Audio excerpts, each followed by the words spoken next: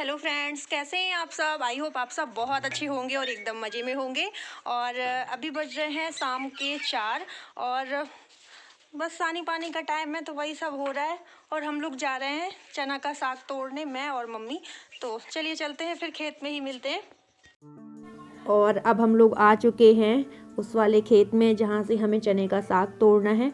और गांव में बहुत कम लोगों ने चने की फसल की है, पर नंदिनी के चाचा जी का खेत है, वहाँ पर बहुत अच्छी फसल खड़ी हुई है। और हम लोगों के खेत में तो है ही नहीं है चने की फसल, हम लोगों के तो गेहूँ और सरसों की फसल है।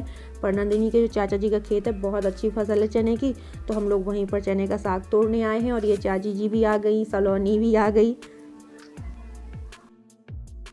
और फ्रेंड्स, ये है नंदिनी की चाची, हेलो कर रही हैं आप लोगों से। और ये है नंदिनी की सिस्टर, और ये है छोटी वाली सिस्टर, इसका नाम है वंशिका, और ये है सलोनी।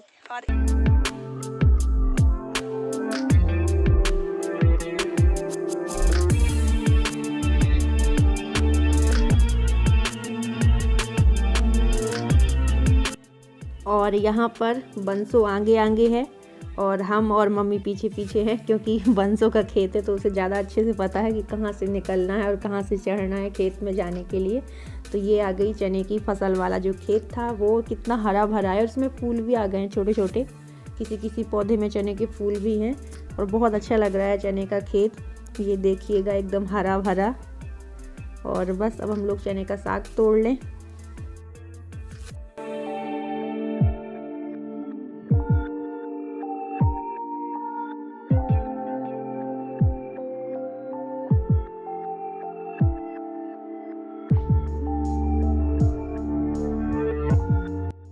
और मुझसे तो ज़्यादा जल्दी तोड़ते भी नहीं बनता, जितनी देर में मैं थोड़ा सा तोड़ पाती हूँ उतनी देर में मम्मी और बंसो तो चलते चलते काफ़ी दूर निकल जाती हैं तोड़ते तोड़ते, और फटाफट तोड़ लेती हैं। चने का साग ढेर सारा इकट्ठा हो जाता है उनका, पर मैं तो इतनी जल्दी तोड़ भी नहीं पाती हूँ। पर वो तो आज मैं चली आई थी खेत में ताकि मैं भी देखूँगी और तोड़ूँगी चने का साग सबके साथ में।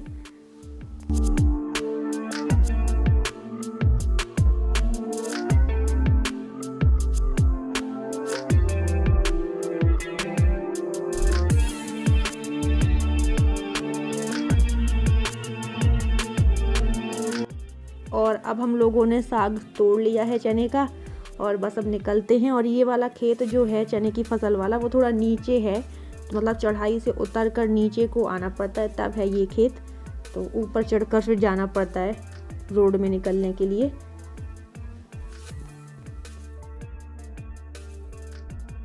हेलो फ्रेंड्स, और आज मैं आपके लिए एक बहुत ही अच्छा हेयर ग्रोथ ऑयल लेकर आई हूँ।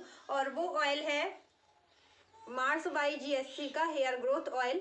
और इस ऑयल की पैकेजिंग ऊपर से इस तरीके की है, और इसकी जो अंदर से पैकेजिंग है, अंदर से ये इस तरीके का है। और इसमें जो इंग्रेडिएंट्स शामिल किए गए हैं वो बहुत ही ज़्यादा अच्छे हैं। जैसे कि इसमें शामिल किया गया है onion oil, bhringraj oil, tea tree oil, Brahmi oil and jojoba oil. और हमारे हेयर में जो एंटी डैंड्रफ होता है वो सही हो जाता है, हेयर फॉल वो रुक जाता है इस ऑयल से।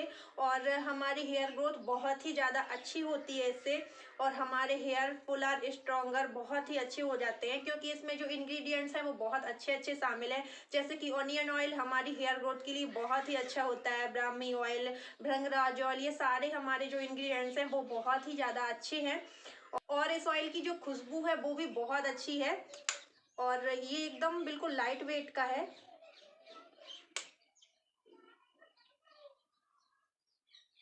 ये देखिएगा बहुत लाइट वेट का है। अगर हम इसको हेयर में लगाएंगे तो एक भी हमारे हेयर चिपचिपे या मतलब गाढ़ा फील नहीं होगा कि मतलब सिर में वजन या बहुत ज़्यादा चिपचिपे बाल हो। बहुत ही लाइट वेट का है। हेयर ऑयल लगाने के बाद में लगेगा ही नहीं कि हमने हेयर ऑयल लगाया है। और इस हेयर ऑयल को लगाना कैसे है वो भी मैं आपको दिखाती हूँ। और इस हेयर ग्रोथ ऑयल को हफ्ते में 3 बार लगा सकते हैं। और बालों में इसे ओवरनाइट लगाकर छोड़ दें और सुबह बालों को अच्छे से धो लें। और इसे इस तरीके से लगाना है ताकि जो बालों की जड़ें हैं उनमें अच्छे से ऑयल पहुंच जाए, स्कल्प में और रूट्स में। और फ्रेंड्स, अगर आप भी मार्स बाई जीएससी का हेयर ऑयल मंगाना चाहते हैं तो मेरे डिस्क्रिप्शन बॉक्स में आपको लिंक मिल जाएगी, आप वहां से ले सकते हैं। तो चलिए फ्रेंड्स, आगे ब्लॉग में। और यहाँ पर बोरवेल भी लगा है चाची जी का नंदिनी की, तो वो लोग यहाँ पे देख रेख की वजह से रहती हैं। और थोड़ा बहुत सामान वगैरह भी जैसे कभी खाना पीना बनाना होता है वो भी रखे हुए हैं। इसके नीचे निकलेंगे ज़्यादा है ना। ये धनिया है, ये धनिया है। और ये धनिया लगी हुई है और इसमें खूब सारे फूल भी आ रहे हैं, फल भी लगे हैं, यानी कि धनिया लग चुकी है। और मेथी है और ये लहसुन है। लहसुन तो काफ़ी जगह में लगा हुआ है।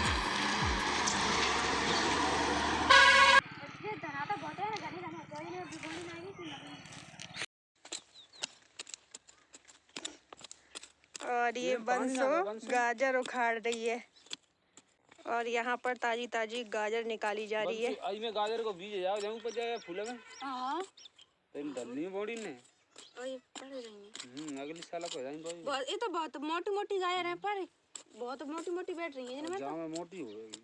किन में? जाम। हां सदन में मोटी मोटी है, पर कोई एक खाता में वैसी है। ये निकल आई गाजर। इन गाजरों का मजा ही कुछ और है।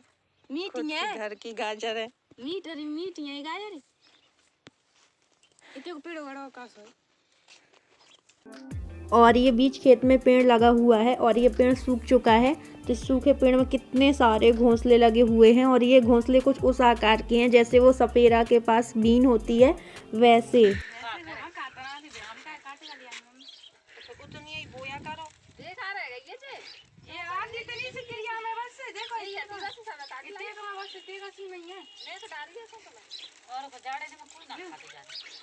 और यहाँ पर मैं नंदिनी की चाची जी से ये कह रही थी कि इतनी सारी पालक भैंस की सानी में मिलाने के लिए रखे हुए हैं, तो इसे बना ही लिया करो। तो कही थी जब भी सब्जी बनाते हैं तो चाचा जी खाते ही नहीं है और बंसो और सलोनी को पसंद ही नहीं है पालक, तो वैसे ही लगे लगे ख़राब हो जाती है, तो कभी कभार भैंस को ही काट कर खिला।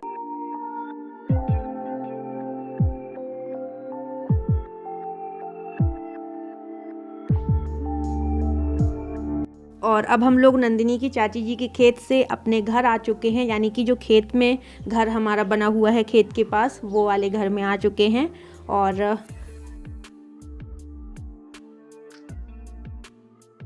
और ये हमारा चने का साग एकदम ताज़ा ताज़ा टूट के आ चुका है। और अब यहाँ पर मम्मी जा रही हैं भैंस का खाने पीने का इंतज़ाम करेंगी, क्योंकि आज चने का साग तोड़ने चले गए थे तो भैंस के लिए खाना को भी लेट होता जा रहा है।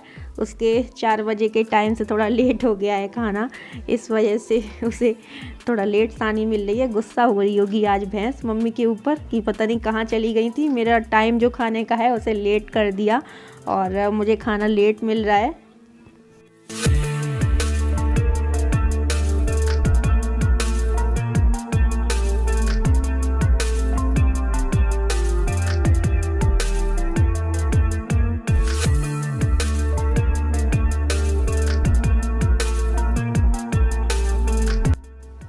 और यहाँ पर साग कट रहा है चने का, और पहले मैं काटने जा रही थी पर मम्मी जी कह रही हैं कि लाओ हम काट दें। बिल्कुल बारीक काट लेती हैं वो चने का साग, इस वजह से वो ही काट रही हैं। और हमारा चने का साग कटकर तैयार हो चुका है बनाने के लिए। और यहाँ पर मैंने बनाने के लिए भगोनी चढ़ा दी है लेई लगाकर, यानी कि तरी लगाकर, और ताकि जले ना भगोनी। और उसमें पानी रख दिया है, पानी गर्म हो रहा है तो थोड़ी सी उसमें फिर डाल देंगे मूंग दाल। और मूंग दाल जैसे ही थोड़ी पक जाएगी तो फिर उसमें मिला देंगे चने का साग। और यहाँ पर मैं जो थोड़ी बड़े बड़े टुकड़े हैं, यानी कि डंठल टाइप के हैं जो पत्ती के, वो निकाल रही हूँ। वो पकने में थोड़ा वैसे रहते हैं कड़े टाइप के। और यहाँ पर मैंने थोड़ी सी मूंग दाल डाल दी है और कंडा जो था वो जल चुका था, तो मम्मी बाहर से उठा कर लाई है सूखा छांट कर कंडा, क्योंकि काफ़ी सूखे हैं, काफ़ी गीले भी हैं। और अब दाल पक चुकी थी थोड़ी सी, तो मैंने फिर चने का साग भी मिला दिया है ताकि ये भी पक जाए।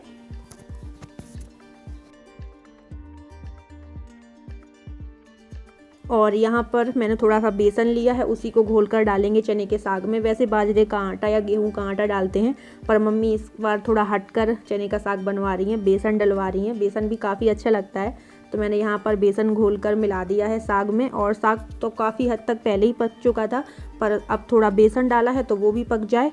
और जब तक साग पक रहा है तब तक मैं ये लहसुन अदरक ये सब काट पीट कर रेडी कर लूँ छौंक देने के लिए। और जब तक मैं किचन में खाना पीना का इंतजाम कर रही हूँ तब तक मम्मी यहाँ पर भैंस की धार काट रही हैं, यानी कि भैंस का दूध निकाल रही हैं।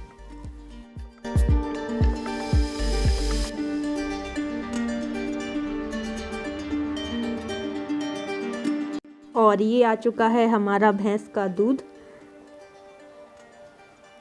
और यहाँ पर हमारा साग भी पक चुका है, तो बस इसमें अब छौंक देना बाकी रह गया है। तो मैंने छौंक देने के लिए कढ़ाई नहीं चढ़ाई है, कढ़ाई अब कौन भिड़ाए। मैंने कटोरी रख दी है अंगारे में, तो कटोरी काफ़ी अच्छे से गर्म हो जाएगी। अंगारे इतने हैं अभी चूल्हे में बहुत आ गए। और उसी में डाल दिया है तेल और बस इसी कटोरी में छौंक दे देंगे। लहसुन अदरक ये सब डाल दिया है। हींग डाल दी है थोड़ी सी, क्योंकि चने के साग में हींग तो ज़रूरी है। और बस यहाँ पर थोड़ी सी डाल दी है मैंने खड़ी मिर्च, अच्छी लगती है खड़ी मिर्च छौंक देने में। और यहाँ पर हमने अपने साग में चने के में छौंक दे दिया है। और ये हमारा चने का साग गर्मा गर्म तैयार है। और अब मैं बना रही हूँ चाय। और आज चाय थोड़ा लेट हो गई है, वैसे साग के पहले ही बनाती, पर साग मम्मी ने इसलिए बनवा लिया पहले क्योंकि फिर लाइट का कोई भरोसा नहीं है, अंधेरा हो जाता और लाइट भी ना आती तो अंधेरे में फिर अच्छे से समझ में भी नहीं आता क्या करें क्या ना करें। और इस वजह से पहले ही बना लिया है, फिर रोटी बाद में बनाते रहेंगे। और यहाँ पर हम लोगों की सबकी चाय हो रही है।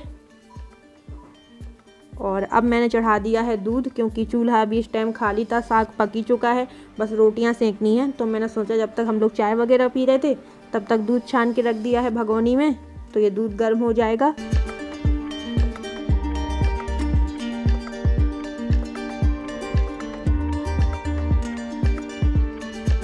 और थोड़ा देर पहले बहुत अच्छी आग जल रही थी, पर जब दूध गर्म करने की बारी आई तो आग भी बुझ गई है, तो मैं उसी को जला रही हूँ।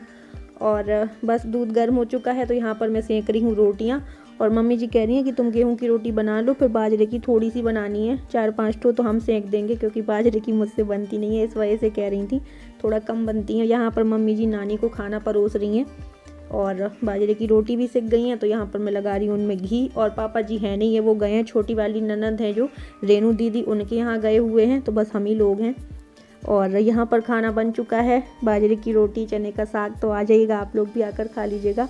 और पापा जी जब भी खाना खाते हैं तो इस कुतिया को हमेशा रोटियां डालते हैं, तो इसकी आदत बन चुकी है इसी टाइम पे आने की। तो आज तो पापा जी है नहीं है, तो मम्मी जी दे रही हैं पापा के बदले में खाना इसको, और इसकी आदत है आने की इतनी टाइम।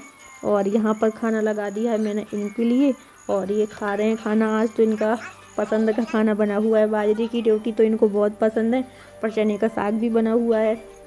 और नानी जी और ये तो खाना खा कर फ्री हैं, बस अब हम लोग खा रहे हैं, मैं और मम्मी।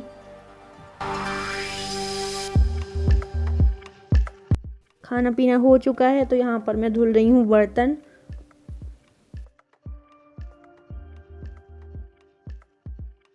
यहाँ पर बर्तन वगैरह धुले थे मैंने, तो हाथ सेक रही हूँ। तो चलिए फ्रेंड्स, आज का ब्लॉग ज़्यादा आगे ना बढ़ाते हुए यहीं पर करते हैं एंड, मिलते हैं अगले नेक्स्ट वीडियो के साथ में। और हाँ, अगर आज का ब्लॉग पसंद आया हो तो लाइक कर दीजिएगा, न्यू हो तो सब्सक्राइब कर लीजिएगा, ताकि हमारे न्यू वीडियो न्यू ब्लॉग आप तक डेली यूँ ही पहुँचते रहें। तो चलिए फ्रेंड्स, बाय बाय।